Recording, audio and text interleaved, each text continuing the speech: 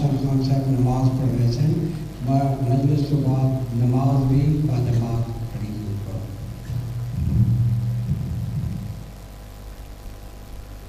گھڑی وغیرہ گھڑی وغیرہ میں رکھا لیں برائے خوشنودی محمد و اہل بیت بلند تر سے گھڑی ہونی ٹائم پیس۔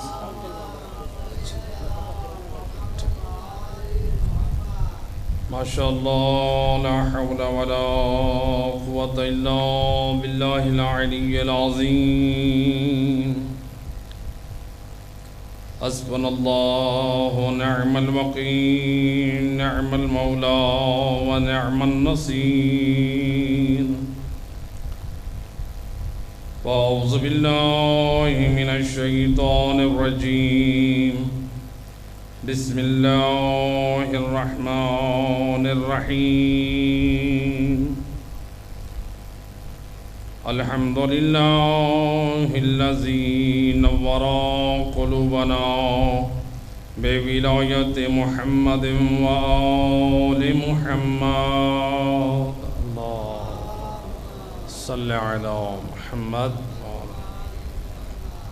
الصلاة والسلام على أشرف الأنبياء والمرسلين وخاتم النبيين أبي القاسم محمد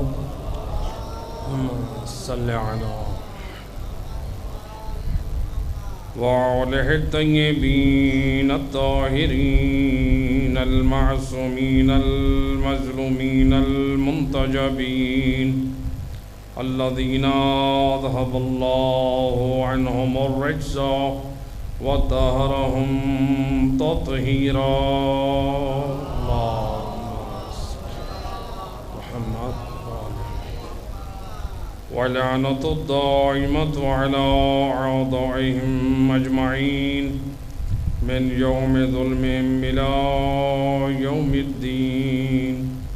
أما بعد، فقد قال الله تبارك وتعالى في كتابه المجيد وفرقانه الحميد وقوله الحق، بسم اللہ الرحمن الرحیم۔ وقال الرسول یا رب ان قومی اتخذوا هذا القرآن مہجورا۔ صلوات پڑھے محمد۔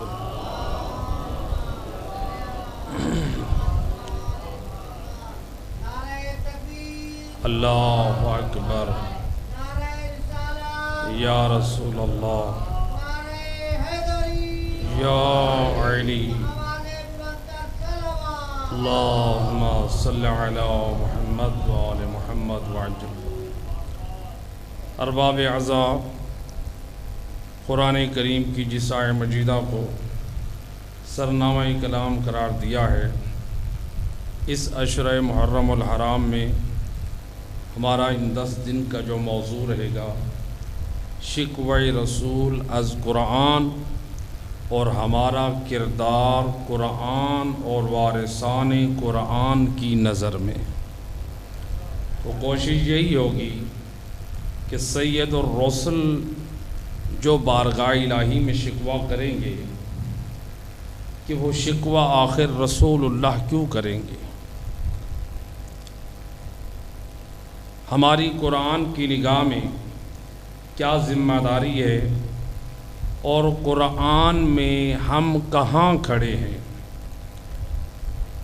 بسم اللہ کی بات سے لے کر والناس کی سین تک اگر انسان پورے قرآن کا مطالعہ کرے تو اسے ہر آیت میں اپنا عمل دکھائی دے گا کہ میں قرآن کی کس آیہ مجیدہ پر کھڑا ہوں۔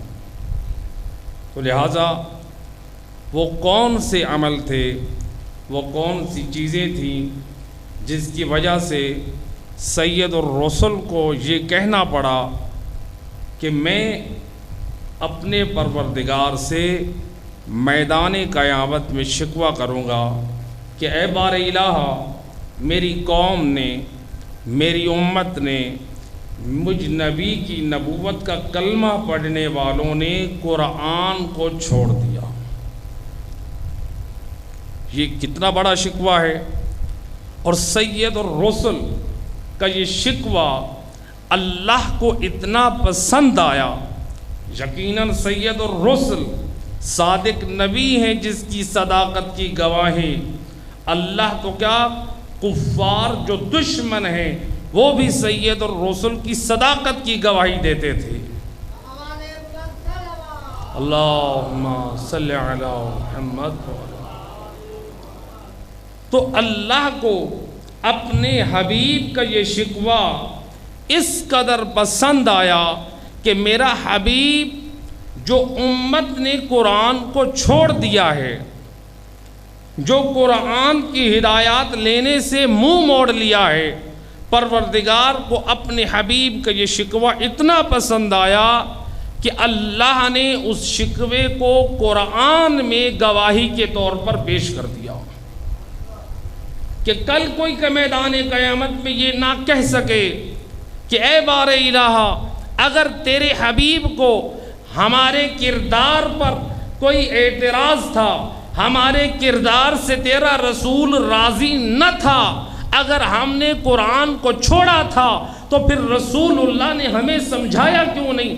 سید الرسل تو اپنے زمانے میں ہر مقام پر اور ہر خطبے میں اور ہر بیان میں قرآن کی آیات بھی پڑھ کر سناتے ہیں اور امت محمد کو قرآن اور ہدایت کی طرف بلاتے ہیں، لیکن رسول اللہ دین کی طرف بلاتے ہیں، رسول اللہ اسلام کی طرف بلا رہے ہیں، رسول اللہ قرآن کی طرف بلا رہے ہیں، لیکن ادھر دنیا والے رسول جب کلام کرتے اور ادھر سے لوگ رسول کے کلام کا مذاق اڑاتے۔ کہیں ایسا تو نہ ہو رہا ہو کہ آج سید الرسل کی تعلیمات کو بھی بیان کرنے والا کوئی بیان کرے اور کوئی سامنے بیٹھ کر یا اس عالم دین کے یا وارث آل محمد کے علوم کے بیان کرنے والا کا مذاق اڑائے۔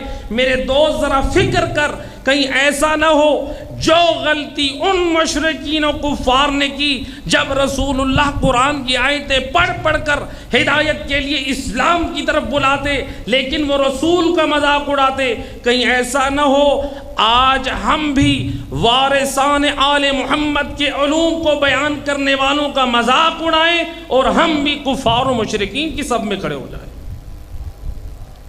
صلوات پڑھ دے محمد رحیم اللہ۔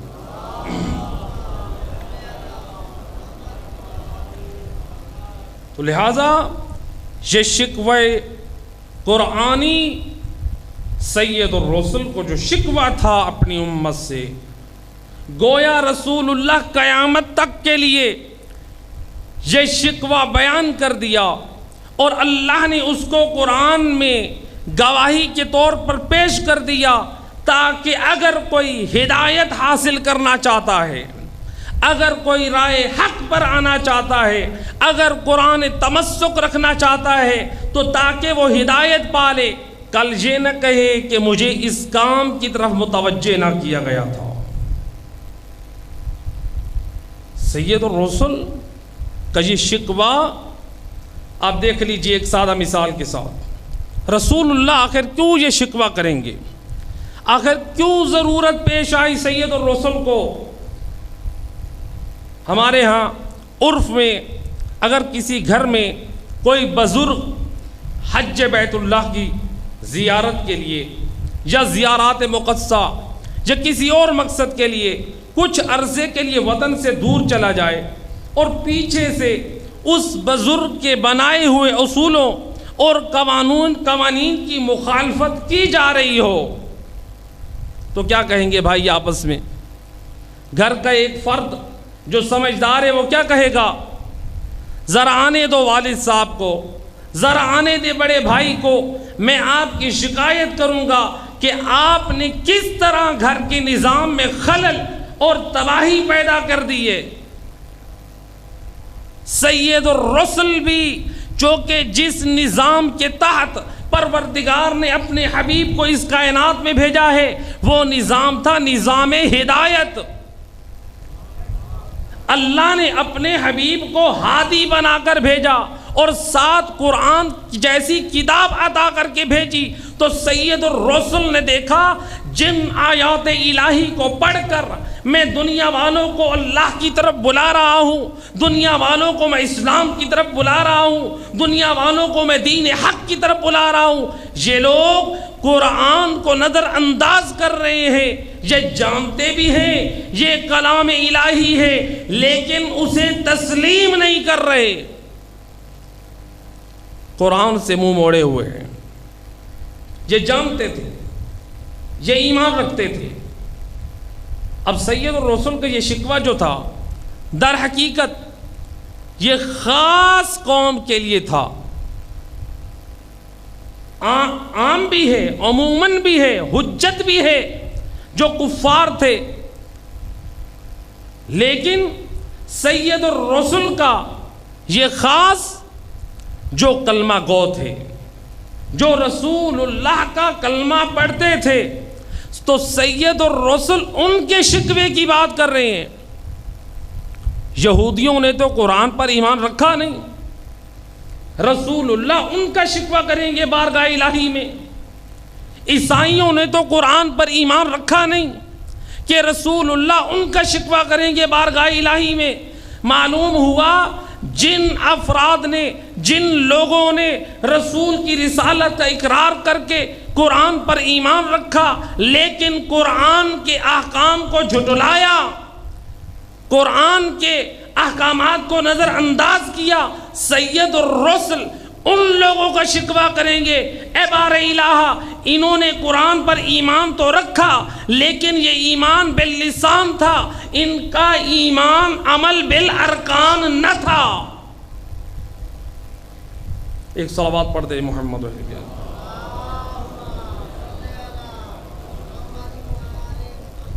یہ قرآن کوئی معمولی کتاب نہیں ہے، یہ اس قدر عظیم کتاب ہے کہ جس کے بارے میں سید الرسل لسان وحی سے فرماتے ہیں اذا احب احدکم ان یحدث ربہ، اگر تم میں سے کوئی چاہتا ہے اپنے رب سے کلام کرے فَلْيَقْرَعُ الْقُرْآنَ، اس کو چاہیے وہ تلاوت قرآن کرے۔ اللہ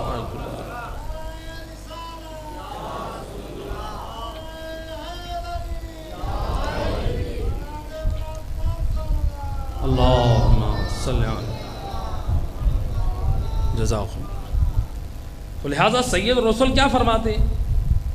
جو چاہتا ہے اپنے رب سے ہم کلام ہو، اس کو چاہیے وہ قرآن کی تلاوت کرے۔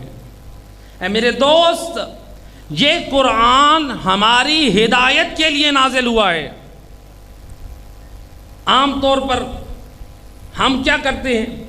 بھئی فلاں پر جادو ہو گیا ہے، قرآن کی فلاں صورتوں کی تلاوت کریں، دلہن کو رخصت کرنا ہے قرآن کے سائے میں رخصت کرے، صدقہ رکھنا ہے قرآن میں رکھ دے۔ میرے دوست، بے شک قرآن کے سائے میں اپنی بیٹی کو رخصت کر، بے شک تو قرآن کی برکات کو حاصل کر، لیکن قرآن کے نازل ہونے کا اصلی مقصد و ہدف کو نہ بھول۔ قرآن کا اصلی ہدف کیا ہے؟ قرآن کے نازل ہونے کا مقصد کیا ہے؟ ہدی للناس، اللہ نے لوگوں کی ہدایت کے لیے یہ قرآن نازل کیا ہے۔ بعض لوگ یہاں پر جو دوسری صورت میں ذرا تھوڑا سا پریشان ہو جاتے ہیں، الف لام میم ذالک الکتاب لا ریب فیہ ھدی للمتقین، یہ وہ کتاب ہے جو متقیوں کی ہدایت کرتی ہے۔ تو یہاں پر ایک سوال اٹھتا ہے کہ جب قرآن ہدایت کرتا ہے متقیوں کا، قرآن کتاب ہدایت کرتی ہے متقیوں کی، تو اس کا مطلب ہے جو غیر متقی ہیں ان کے لیے باعث ہدایت نہیں ہے۔ جبکہ اللہ قرآن میں اور مقام پہ کیا فرماتا ہے؟ ھدی للناس، یہ لوگوں کی ہدایت کے لیے نازل ہوئی ہے۔ میرے دوست قرآن کو سمجھ، اور قرآن کو سمجھنا ہے تو وارثان قرآن کی زبانی سمجھ۔ وارثان قرآن سمجھائیں گے قرآن کا حقیقی معنی کیا ہے۔ تو ہدی للناس وہ بھی آیت ہے، اور ہدی للمتقین وہ بھی آیت ہے۔ جو ہدی للناس ہے یہ معنی عام ہے، سب لوگوں کی ہدایت کے لیے یہ کتاب نازل ہوئی ہے، لیکن اس کتاب سے ہدایت کا جو حق ہے وہ استفادہ کرنے کا وہ حاصل کریں گے جو صاحب تقوی ہوں گے۔ اللہم صلی علی ہدی للمتقین، یہ کتاب متقیوں کی ہدایت کرنے کے لیے ہے، یعنی متقی لوگ اس سے ایسے استفادہ کریں گے جیسے استفادہ کرنے کا حق ہے، ورنہ یہ ہر شخص کی ہدایت کے لیے آیا ہے۔ اگر کوئی اس سے ہدایت چاہے، اگر ہدایت نہ چاہے تو وہ اپنا نقصان کر رہا ہے، قرآن کا نقصان نہیں کر رہا۔ اگر ہم کسی بیماری میں مبتلا ہو جائیں اور ہم ڈاکٹر کے پاس نہ جائیں تو کیا ہوگا؟ آہستہ آہستہ ہمارا مرض بڑھتا جائے گا۔ جب ہمارا مرض بڑھتا جائے گا، ہم علاج نہ کرائیں اپنا، تو نتیجتاً کیا ہوگا؟ ہلاکت کی طرف، موت کے قریب سے قریب تر ہوتے جائیں گے۔ اور اگر کوئی یہ کہے کہ آپ اپنے آپ کو ہلاکت میں ڈال رہے ہیں، وہ صحیح کہہ رہا ہے، اس لیے کہ ہم علاج نہ کر کے اپنے آپ کو ہلاکت میں ڈال رہے ہیں۔ تو جب ہم بدنی طور پر جسم کے امراض میں مبتلا ہوں، اگر کسی ڈاکٹر سے اپنے امراض کا علاج نہیں کرائیں گے، ہمارے امراض بڑھتے جائیں گے اور ہلاکت اور موت کی طرف ہمارا سفر شروع ہو جائے گا۔ میرے دوست، اسی طرح سے اگر ہم گناہوں کی وادیوں میں رہے، ہم گمراہیوں میں رہے، ہم بے دینی کی طرف چلتے رہے، اور ہم نے اگر قرآن کا راستہ چھوڑ دیا، قرآن سے اپنی بیماریوں کا علاج نہ کیا، اگر ہم نے قرآن کے مطابق اپنی زندگی کو نہ گزارا، تو پھر دیکھ کہیں ایسا نہ ہو کہ ہمارا کردار منافقین والا بن جائے، یا پھر ہمارا کردار ہو سکتا ہے کافرین والا بن جائے، یا ہمارا کردار ہو سکتا ہے مشرکین والا بن جائے۔ اور قرآن نے ہر مکتب، ہر ایک کے کردار کو واضح طور پر بیان کیا ہے۔ ایسا نہ ہو ہم اپنے بدن کے امراض اور بیماریوں کے حوالے سے تو فکر مند رہیں، لیکن اپنے دین اور ایمان کی سلامتی کے بارے میں قرآن سے معلوم نہ کریں کہ ہماری ان بیماریوں کا علاج قرآن نے کیا بیان کیا ہے۔ ایک صلوات پڑھ دے محمد و اہل بیت، اللہم صلی اللہ علیہ وسلم۔ تو لہٰذا قرآن سے تمسک ضروری ہے۔ قرآن معمولی کتاب نہیں ہے، یہ وہ عظیم کتاب ہے۔ آیا ایک شخص سید الرسل کی خدمت میں، یا نبی اللہ علمنی مما علمک، اے سید الرسل مجھے کتاب الہی میں سے وہ تعلیم فرمائے جو آپ کو اللہ نے تعلیم فرمایا ہے۔ سید الرسل نے اس اعرابی کو اپنے چند اصحاب کے حوالے کیا کہ اے میرے صحابیو، اسے قرآن کی چند صورتیں اور قرآن کی آیات کی تلاوت اور چند آیات الہی سمجھاؤ اور اس کی تعلیم دو۔ روایت کہتی ہے جب اصحاب رسول اس اعرابی کو جب قرآن کی فقط ایک سورت کی تعلیم دینا شروع کیا، سورہ زلزلہ، اور جب اس کی آخری آیت مجیدہ پر پہنچے، وَمَن يَعْمَلْ مِثْقَالَ ذَرَّةٍ شَرٍّ يَرَهُ، جب اس آیت مجیدہ پر پہنچے تو جب اس اعرابی نے پوچھا کہ کیا یہ قرآن کی آیت ہے؟ کہ یعنی ہر برے عمل کو انسان دیکھے گا میدان قیامت میں؟ کہاں؟ یہ قرآن کی ہی آیت ہے کہ ہر انسان نے اپنے چھوٹے سے چھوٹے، انسان نے بڑے سے بڑے عمل کو دیکھنا ہے میدان قیامت میں۔ یہ نہ سمجھے کہ ہم جتنے اعمال کر رہے ہیں، ہم جتنی حرکات کر رہے ہیں، اس سے پروردگار مطلع نہیں ہے، بلکہ صادق آل محمد امام جعفر صادق علیہ الصلوۃ والسلام اللہم صلی اللہ علیہ وسلم امام فرماتے ہیں جو خواتین اپنے چولہوں پر بیٹھ کر جو آگ میں پھونک مارتی ہے، ملائکہ اس حرکت تک کو بھی نوٹ کرتے ہیں کہ کل میدان قیامت میں پوچھا جائے گا، بتا یہ تیرا فلاں عمل اللہ کی رضا کے لیے تھا یا غیر اللہ کے لیے تھا؟ میرے دوست، اپنی زندگی کا ہدف اور مقصد سمجھ۔ ایسے اللہ نے ہمیں خلق نہیں کیا ہے۔ ہر عمل کی پروردگار کی بارگاہ میں ہم سے پرسش ہوگی، سوال ہوگا، بتا۔ جب اس اعرابی نے یہ جان لیا یہ آیت مجیدہ ہے، فرماتا ہے تکفینی ہذہ الآیہ، تو بس میری ہدایت کے لیے فقط یہی ایک آیت مجیدہ کافی ہے۔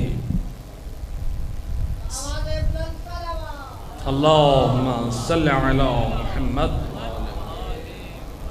روایت کہتی ہے جب یہ اعرابی چلا گیا، سید الرسل نے پوچھا وہ اعرابی اتنی جلدی تمہارے ہاں سے تعلیم قرآن لے کر رخصت ہو گیا؟ تو اصحاب نے پورا واقعہ سنایا، کہا یا رسول اللہ، وہ اس ایک آیت مجیدہ کو یاد کرنے کے بعد فرماتا ہے بس میری زندگی کی اصلاح اور ہدایت کے لیے یہی آیت کافی ہے۔ تو سید الرسل نے لسان وحی سے فرماتے ہیں رجع فقیہن، اے میرے اصحاب سنو، وہ معمولی شخص نہیں بلکہ فقیہ بن کر لوٹا ہے۔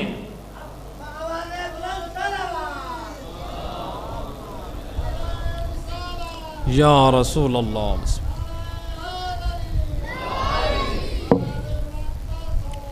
اللہم صلی علی محمد و آل محمد۔ اپنی زندگی میں قرآن کو داخل کریں، وارثان قرآن کی تعلیمات کو داخل کریں، تب ہم صحیح راستے پر چل سکتے ہیں۔ لیکن اگر ہم قرآن سے دور ہو گئے، ہم وارثان قرآن سے دور ہو گئے، تو پھر دین کا سمجھنا ہمارے لیے دشوار ہو جائے گا۔ جو آل محمد نے جس دین کی بقا کے لیے قربانیاں دی ہیں، وہ ہمیں دین ایک جدید دین نظر آئے گا۔ اس لیے کہ ہم قرآن سے دور ہیں، اس لیے کہ ہم اہل بیت سے دور ہیں۔ تو جب ہم اہل بیت اور قرآن سے دور رہیں گے تو ہمارے لیے دین ایک نئی چیز لگے گی۔ ایک قافلہ جا رہا تھا زیارات پر، عراق زیارات پر۔ دبئی ایئرپورٹ پر جب زائرین رکے اور وہاں پر نماز کا وقت ہوا، جن میں سے چند اہل ایمان نے نماز مغربین کو ادا کیا، باقی اکثر مومنین جو تھے وہ یا موبائل میں مصروف ہیں یا گفتگو کر رہے ہیں۔ اب ایک مرد مومن امر بالمعروف اور نہی عن المنکر کا فریضہ ادا کرتے ہوئے آگے بڑھا، کہا کہ زیارت امام حسین مستحب ہے اور نماز کی ادائیگی واجب ہے۔ آپ زہرا کے لال کی خدمت میں جا رہے، کس منہ سے جائیں گے کہ مولا ہم واجب کو چھوڑ کر آپ کو سلام کرنے آئے ہیں؟ کیا امام آپ کے اس سلام پر راضی رہیں گے؟ اب سمجھ جاتے تو اپنی قسمت تھی، سمجھنے کی بجائے جواب دینے لگے۔ ایک مومنہ نے جواب دیا، جناب کیا کہتے ہیں آپ؟ حسین کی ماں فاطمہ زہرا نے اپنے لال پر رونے والوں کو تو جنت کی ضمانت دے دی ہے، تو لہٰذا اگر نمازیں قضا ہو جائیں تو حسین کی ماں زہرا نے جب جنت کی ضمانت دے دی ہے تو ہمیں بھلا گھبرانے کی کیا ضرورت ہے؟ فاطمہ زہرا نے اپنے لال کے گریہ کرنے والوں کو بے شک جنت کی ضمانت دی ہے.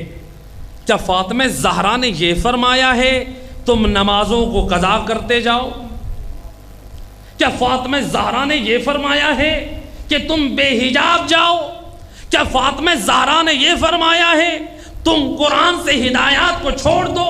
کیا فاطمہ زہرا نے یہ فرمایا ہے کہ تم دین کا مذاق اڑاتے جاؤ؟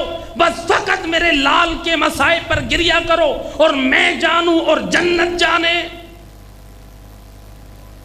نہ میرے دوست، یقیناً فاطمہ زہرا نے اپنے لال کے عزاداروں کی جنت کی ضمانت دی ہے، لیکن وہ جو باکردار ہوں گے، جو معرفت اہل بیت رکھنے والے ہوں گے.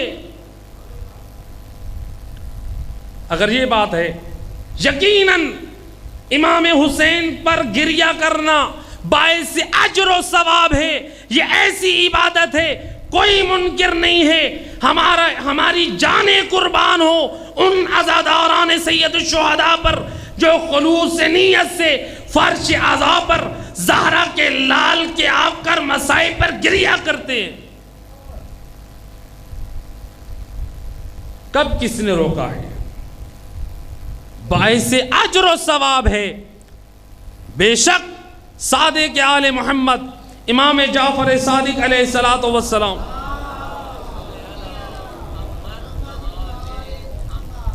امام کی حدیث ہے، من بقا او ابقا او تباقا وجب لہ الجنہ.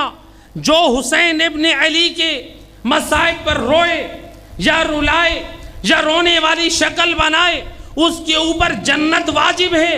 لیکن بعض روایات سے استفادہ ہوتا ہے کہ عارفاً بحق کے حسین ابن علی کے حق کی معرفت رکھتا ہو. اگر ہم فقط یہ کہہ دیں کہ حسین ابن علی کے غم میں آنسو بہانا باعث نجات ہے، تو کربلا میں خولی جو تھا علی کی بیٹی کی چادر بھی لوٹ رہا ہے اور رو بھی رہا ہے. تو میرے دوست، ہر رونا باعث بخشش نہیں ہے. معرفت اہل بیت ہو، نور ولایت اہل بیت اگر دل میں ہے، معرفت اہل بیت ہے، تو بے شک حسین پر گریہ کرنا باعث اجر و ثواب ہے. اب جب یہ روایت چھٹے امام کی ہے تو چھٹے امام کی ایک اور روایت بھی موجود ہے جو آخری وقت امام نے وصیت کی تھی، لا تنالوا شفاعتنا من استخف الصلاح. اے دنیا والو سن لو، اس کو ہم اہل بیت کی شفاعت نہ حاصل ہوگی جو نماز کو خفیف سمجھے. نماز کو خفیف کسے کہتے ہیں؟ نماز کو خفیف یہ مطلب نہیں ہے جو نماز نہ پڑھے. نماز کو خفیف سمجھنا یہ ہے نماز کو اول وقت پر نہ پڑھے، دنیاوی کاموں میں مشغول رہے، نماز کو اہمیت نہ دے. یہ ہے نماز کو خفیف سمجھنا. اور جو نمازیں چھوڑ کر اور کہے کہ میری نمازیں قضا ہوتی ہی رہیں، بس حسین کی ماں نے تو جنت کی ضمانت دی ہے. کہ چھٹے امام نے نہیں فرمایا؟ میرے دوست، ان غلط فہمیوں میں نہ رہیں. یہ پچھلے دنوں کی بات ہے، ایک صاحب کو جب نصیحت کرنے کی جانے لگی نماز کے متعلق، کہا نماز کی کیا ضرورت ہے؟ استغفر اللہ، نماز تو آقا حسین پڑھ گئے ہیں. آقا حسین نے نمازیں اگر پڑھ لی ہیں ہماری طرف سے، تو پھر آقا حسین کے جو پیغامات کربلا ہیں، اگر حسین کی نماز کافی تھی تو پھر حسین کی ذریت امام زین العابدین کو اتنی عبادتوں کی کیوں ضرورت تھی؟ امام محمد باقر کو اتنی عبادتوں کی کیوں ضرورت تھی؟ امام جعفر صادق کو اتنی عبادتوں کی کیوں ضرورت تھی؟ اگر نماز اہم نہ تھی تو پھر اہل بیت بیان نہ کرتے. نہ میرے دوست نماز نہ پڑھنے کے بہانے میں دین کا مذاق نہ اڑا. بے شک زہرا کے لال کے مصائب پر گریہ کرنا باعث اجر و ثواب ہے، لیکن عارفاً بحق کے جو ان کے حق کی معرفت رکھتا ہو. اب حق کے معرفت سے کیا مراد ہے؟ یہی سوال پوچھا گیا امام موسیٰ کاظم علیہ السلام سے.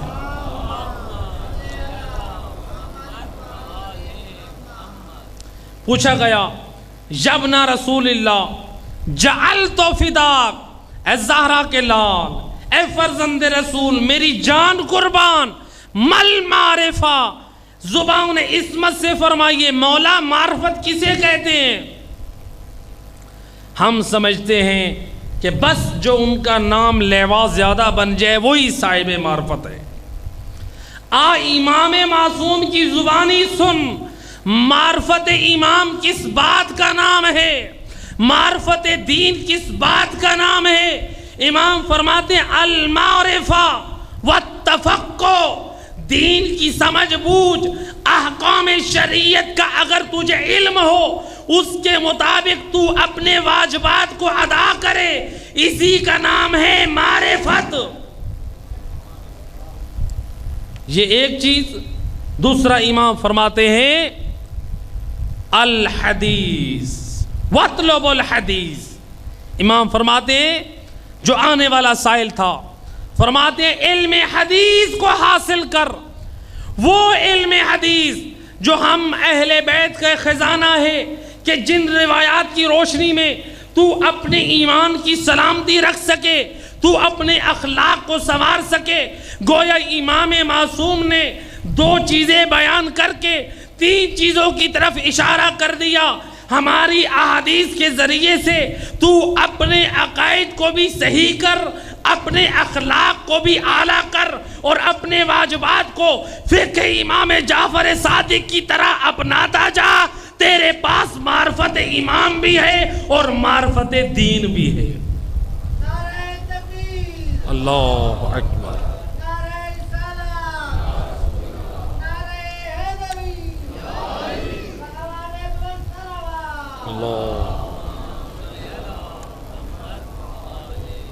لہذا معرفت امام، معرفت دین میری اور آپ کی مرضی سے نہیں میرے دوست. امام کی مرضی کے مطابق جان. معرفت کس چیز کا نام ہے؟ یقیناً یہ قرآن سے دوری کا نتیجہ ہے. یقیناً یہ تعلیمات اہل بیت کی سے دوری کا نتیجہ ہے کہ اس غلط فہمی میں شکار ہو گئے کہ ہمارے لیے جنت کی ضمانت دے دی ہے. میرے دوست فقہا سے جب سوال کیا گیا بے شک یہی جواب ملا، ہاں حسین ابن علی کے مصائب پر رونا باعث اجر و ثواب بھی ہے اور جنت کا وجوب بھی ہے، لیکن کس کے لیے؟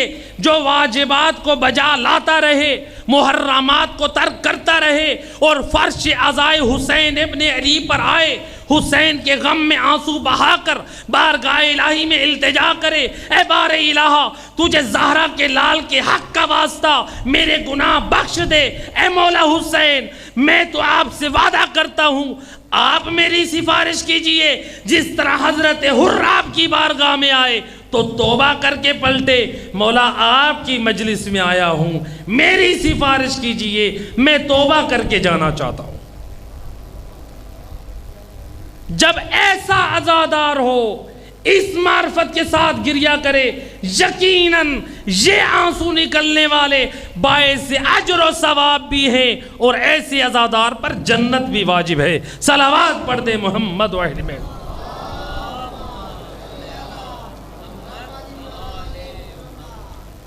آل محمد کا اس دین کی بقا کے لیے، اس قرآن کی تعلیمات کے لیے بہت کچھ قربان ہوا ہے. اللہ اکبر. اس دین کی تعلیم کے لیے، اس قرآن کی تعلیم کے لیے جب حسین سے ناجائز ارادہ کیا گیا اے زہرا کے لال بیعت کا سوال ہے۔ اگر حسین سے کوئی اور سوال کیا جاتا تو یقیناً یہ کریم گھرانہ ہے، لیکن حسین نے بیعت کے سوال پر پھر بھی خالی نہیں لوٹایا، سر دے دیا لیکن بیعت نہ کی۔ اجرکم علی اللہ زادارو، روایت کہتی ہے حسین ابن علی بس یہ امت کا درد لے کر آئے ہیں نانا کی قبر پہ، رات کی تاریخی ہے، قبر رسول پر سر رکھ دیا حسین مظلوم نے، سر رکھ کے رو بھی رہے ہیں اور اپنے نانا کو آواز بھی دے رہے ہیں۔ یہ ایک مرتبہ حسین مظلوم عالم خواب میں کیا گئے، یہ ایک مرتبہ روایت کہتی ہے سید الرسل کو دیکھا جو ملائکہ کے جھرمٹ میں ہے۔ حسین نے نانے کے باہوں میں باہیں ڈال دی، نانا اور نواسہ گلے مل کر رو رہے ہیں۔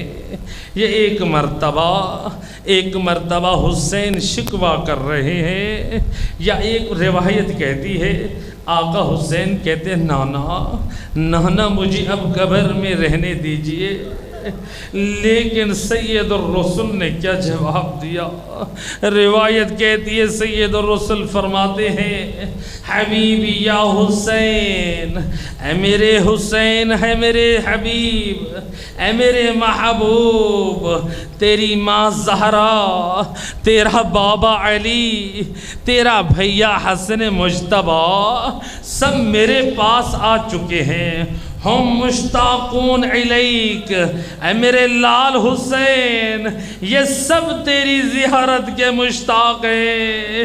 یہ ایک مرتبہ حسین مظلوم نے کہا اے نانا مجھے اپنی قبر میں ٹھہرا دیجئے، بس یہ کہنا تھا۔ یا سید الرسل نے فرمایا اے حسین ابھی تجھے اپنے جام شہادت نوش فرمانا ہے، ابھی تجھے اپنا وعدہ وفا کرنا ہے۔ آئے حسین کے لیے بڑا دشوار تھا۔ روایت کہتی ہے ہائے حسین کی آنکھیں رونے کی وجہ سے سرخ ہو گئی، آنکھوں سے آنسو جاری ہے، ریش مبارک تر ہے۔ حسین نے نانے کی قبر کو ودا کیا، ماں زہرا کی قبر پر آئے۔ بعض ارباب مقاتل نے نقل کیا ہے جب حسین ماں کی قبر پہ آئے فغوشی علیہ، اے حسین ماں کی قبر پر بے ہوش ہو کر گر گئے۔ اللہ جانے حسین کو کیسے ہوش آیا، اے حسین کیسے ماں زہرا کی قبر کو ودا کرے۔ اجرکم علی اللہ زادارو سنو گے، روایت کہتی ہے جب حسین مظلوم اپنے گھر میں تشریف لائے، ایک مرتبہ بیویوں کو جمع کیا، کہا اے علی کی بیٹیوں بس ہمیں مدینے کو چھوڑنا ہے۔ روایت کہتی ہے جب حسین کی زبان سے یہ جملہ نکلا جناب زینب عالیہ کے کانوں میں یہ پڑھنا تھا، علی کی بیٹی نہ سنبھلی، فخوشیت علیہا، علی کی بیٹی بھی ہوش ہو کر گری۔ ہائے بی بی ام بنین نے سنبھالا، بی بی ام کلثوم نے سنبھالا، ایک بچی دوڑ کر پانی لائی، علی کی بیٹی پر پانی کا چھڑکاؤ کیا، بی بی ہوش میں آئی۔ میں عرض کروں گا اے بی بیو آج تو علی کی بیٹی کو ہوش میں لا رہے ہو، ابھی تو علی کی بیٹی نے فقط مدینہ چھوڑنے کی بات کی ہے۔ ارے جب زینب نے اے بھیا کو ذبح ہوتے دیکھنا ہے، اللہ جانے علی کی بیٹی کی کیا حالت ہوگی۔ اجرکم علی اللہ عزادارو، روایت کہتی ہے بس علی اکبر بھی آگے بڑھے، عباس بھی آگے آئے، قاسم بھی آگے آئے، ہے جوانان بنی ہاشم نے پردہ بنایا، علی کی بیٹیوں نے محملوں میں قدم رکھے۔ لیکن روایت کہتی ہے ارباب مقاتل نقل کرتے ہیں جب 11 محرم کا دن آیا جب تمام بیویوں کو علی کی بیٹی بے پلان اونٹوں پہ سوار کرا رہی تھی، آخر میں تنہا رہ گئی علی کی بیٹی یا ایک بیمار کربلا۔ ارباب مقاتل نقل کرتے ہیں جب علی کی بیٹی نظرت یمیناً و شمالا، ہے علی کی بیٹی کبھی دائیں دیکھتی ہے تو کبھی بائیں، شاید یہی سوچ رہی تھی اے جوانوں کہاں سو گئے؟ ارے جب مدینہ سے چلی تھی تو بڑی شان سے سوار کرایا، ارے عباس تو بغیر بازوؤں کے سو رہے ہیں، اے کہیں اے علی اکبر کا لاشا۔ روایت کہتی ہے علی کی بیٹی کی یہ بے چینی جب دیکھی، میرے بیمار امام نے زمین کربلا کی ریت پر میرا بیمار امام موجود ہے، یہ علی کی بیٹی کا یہ منظر نہ برداشت ہوا۔ میرے چوتھے امام نے کیا کیا؟ کربلا کی ریت پر گھسیٹنا شروع کیا، اس ناکا کے قریب آئے جس ناکا پر علی کی بیٹی نے سوار ہو رہا ہے۔ اجرکم علی اللہ زادارو، ہے چوتھے امام نے اپنی کمر کا سہارا دیا، پھپھی اماں میرے کاندھے کا سہارا لے کر سوار ہو جائے۔ عزادارو سنو گے، روایت کہتی ہے علی کی بیٹی نے قدم کو اٹھایا یا رکھا میرے بیمار امام کے کاندھے پر، میرا بیمار امام نہ سنبھلا، زمین کربلا کی طرف جھک گئے۔ جب دوسری مرتبہ ایسا ہوا، یہ منظر شمر ملعون دیکھ رہا تھا، ہاتھ میں گرز لے کر آگے بڑھا، سید الساجدین پر نیزے مارنے لگا۔ الا لعنت اللہ علی القوم الظالمین وَسَيَعْلَمُ الَّذِينَ ظَلَمُوا أَيَّ مُنْقَلَبٍ يَنْقَلِبُونَ۔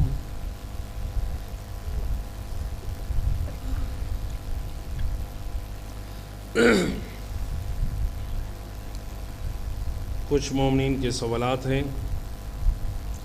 جن مومنین کے سوالات ہوں وہ اپنے سوالات دے سکتے ہیں، انشاءاللہ سوالات کے جوابات بھی دیے جائیں گے۔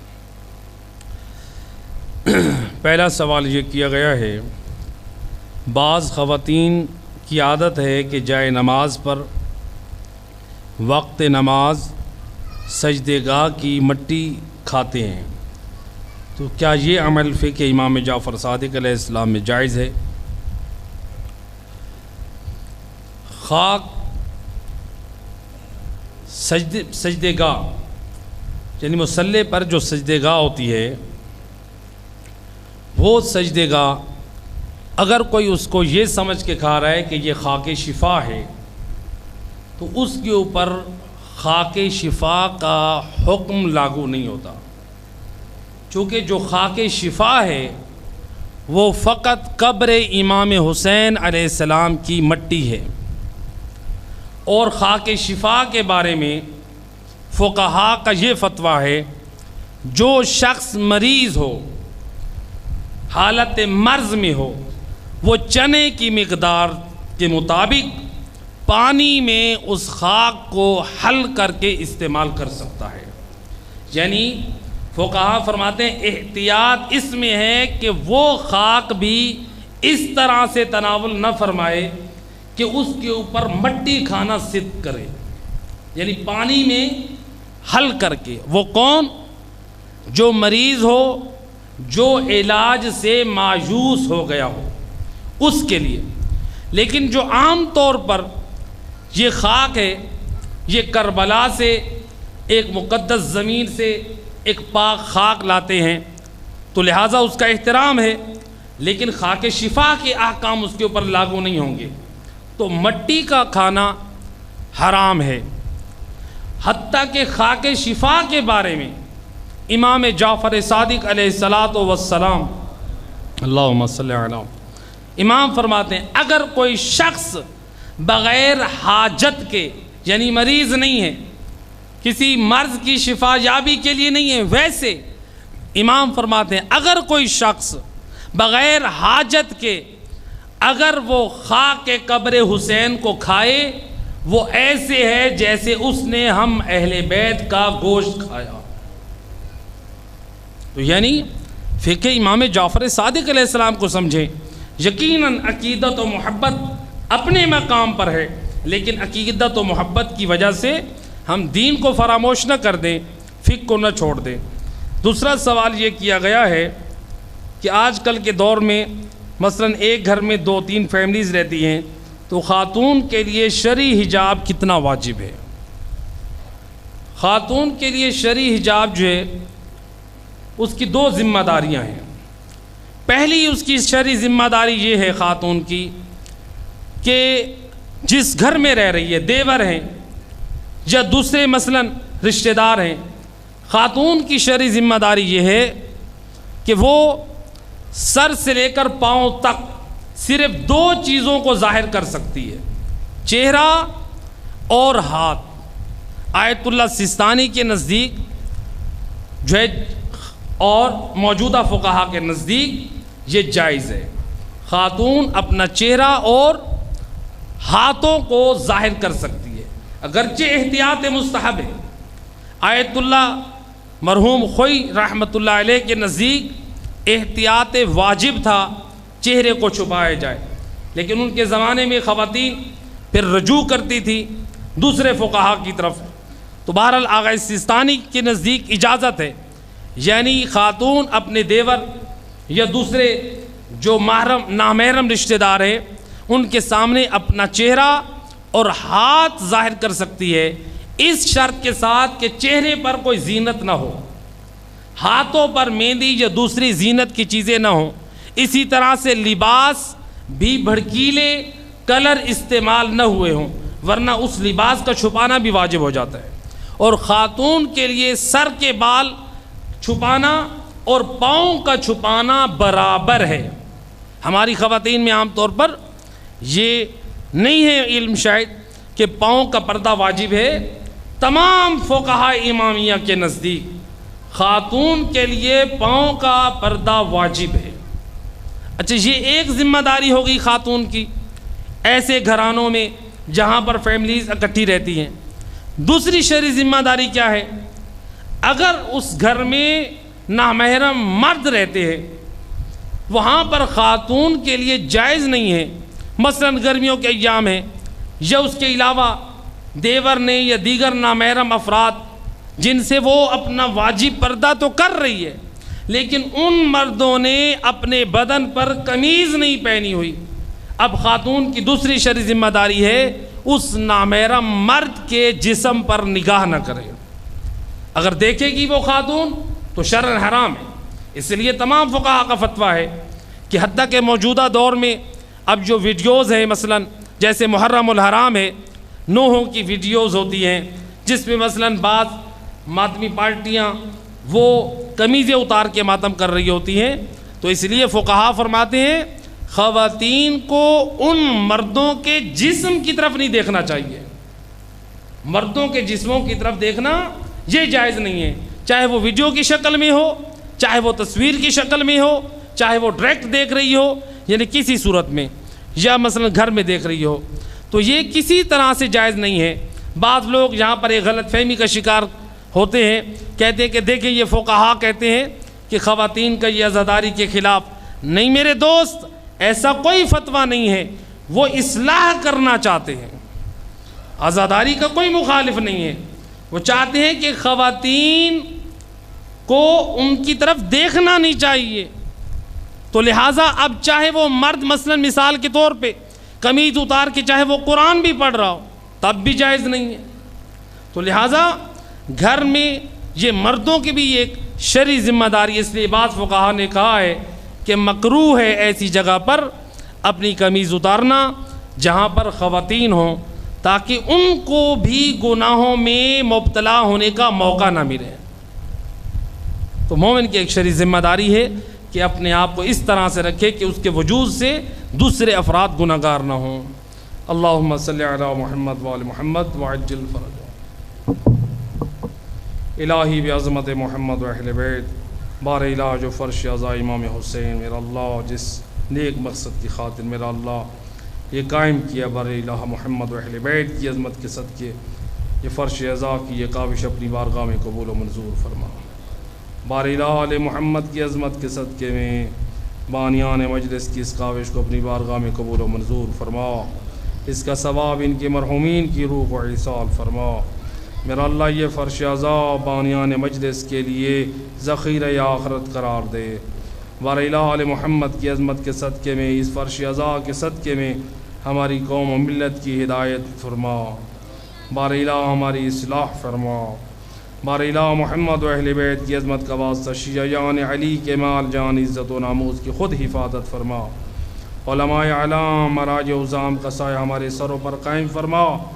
بار الہ دشمنان اسلام دشمنان قرآن دشمنان دین کو نیست و نابود فرما ہمارے ملک کے وطن عزیز پاکستان کی حفاظت فرما بار الہ علی محمد کی عظمت کا واسطہ ہم سب کے وارث و آقا صاحب العصر والزمان کے ظہور میں تعجیل فرما ربنا تقبل دعا انک انت السمیع العلیم وبرحمتک یا ارحم الراحمین اللہم صلی علی محمد